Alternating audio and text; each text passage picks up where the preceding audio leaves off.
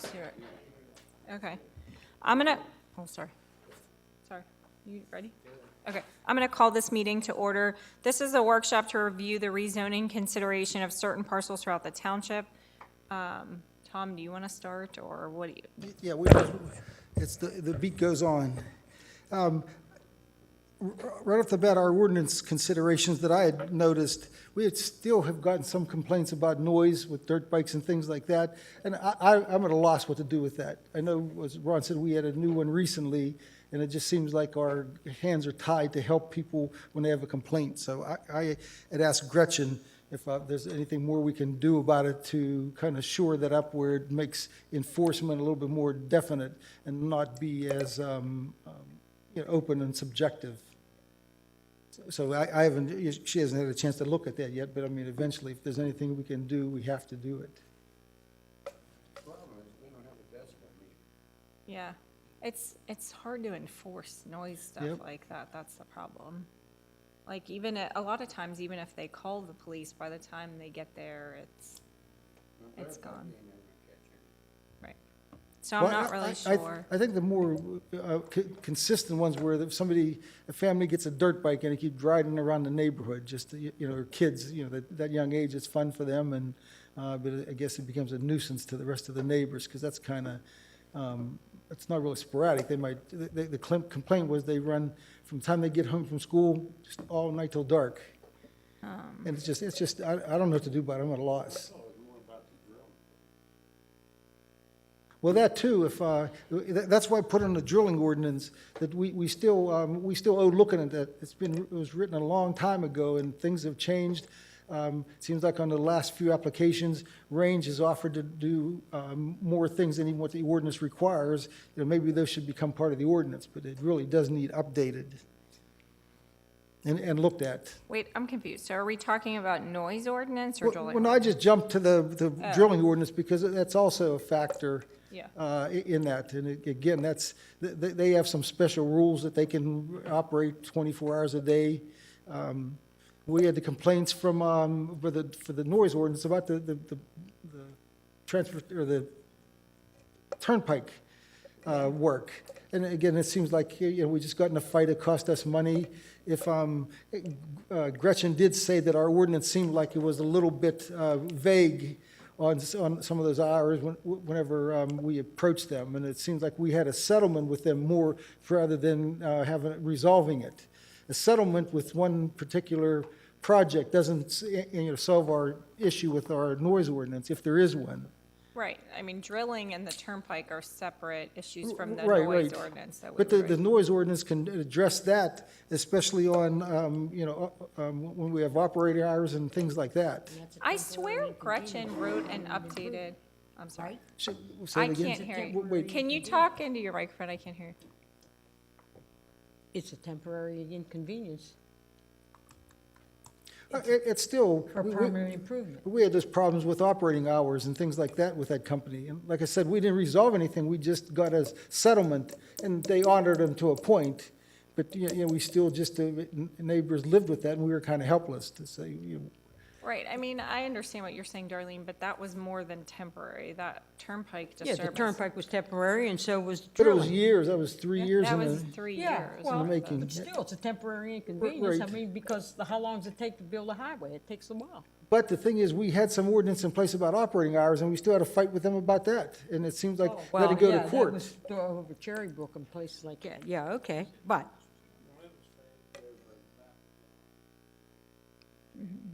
The dumping. Anyways, Well, but that- those are separate from our noise Right, but ordinance. that's my point, that I think we should address that now. I know the turnpike issue is behind us, but the next thing that comes along, are we going to have the same thing? Just say, we don't know quite how to enforce it other than to call the police, and then it becomes a lawsuit again. So I know at one point Gretchen wrote an updated noise ordinance that we didn't do anything with. Do we just reach back out to her and say, Yeah, can you provide it to the board? Yeah, I think Ron said she did a new one, but again, I don't know if we've ever even applied it. We haven't, because nobody had any interest, but if we're interested, if a majority of the board's interested, I can make a note to have her resend it, we can recirculate it, and see if anybody has any changes, then we can move forward with it. All right, just make sure that she knows it addresses that issue that came up the most recently, like by the You mean Cherry the Brook dirt area. bikes? Yes. Okay, do you That- want that her was to in there. reach out to you? Because I don't know No, what that no, I'm at a loss. I don't know. For years and years, we've had ongoing complaints about either dirt bikes or whatever, and I just don't know what to do with that. I'm Okay. hoping she can help us so that we at least, we don't have to tell somebody, sorry, our ordinance is vague. Okay, I took note. If any, it'll get circulated to the board, and then if the board members have any changes, just, All right, then on non-conforming, obviously, we've had an appeal of our own zoning hearing board on expansion of a non-conforming use and adding a new business to a non-conforming property. I understand it, and I think we all do, but either some members of the zoning hearing board don't quite grasp it, and sometimes Liz has troubles with that, responding to that. So maybe it's just our ordinance isn't clear, and I think it's all in the verbiage that it's. you mean pre-existing non-conforming? Yeah, the one properties? that's 1802, or Part 18. There's a continuation and an alteration of non-conforming uses for expansion and extension. Those are the two issues we face all the time, or Liz with our zoning board here faces all the time. And, I mean, we shouldn't have to fight about that. We have a thing in there for 15% of the space occupied, and obviously there was an expansion that they approved of over 30%, and I think they just didn't understand it. They were going by a footprint size, and, the ordinance, to me, it's clear that it's the heated space or the usable space. On a two-story, that footprint is doubled. So you think that if we more clearly explain it in the, Yes, you see, that's up there right now. Well, I guess you all have it in your, I don't know if you have it in front of your books, if you have your ordinance books open. I didn't bring my But ordinance book. Just on the expansion part, it talks about 15%, but obviously, there's an appeal on that already. So I just think we got to reword that. And I don't know if it's Dan that would help us.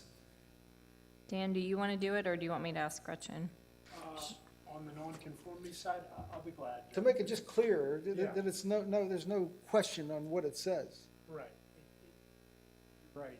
Any ambiguity is going to the zoning hearing board, and they're making decisions, which are really not what the board wants. That's Well, all you right. want to avoid you want to avoid going to the zoning hearing board as much as possible. Right, same thing as an extension where. Well, hold on, go back to expansion, but reality is, like, anybody can go before the zoning hearing board, and it's still, regardless of what our ordinance says, it's still up to interpretation by the zoning hearing board. So all we're trying to do is, if it goes farther than the zoning hearing board, make sure our ordinance is clear.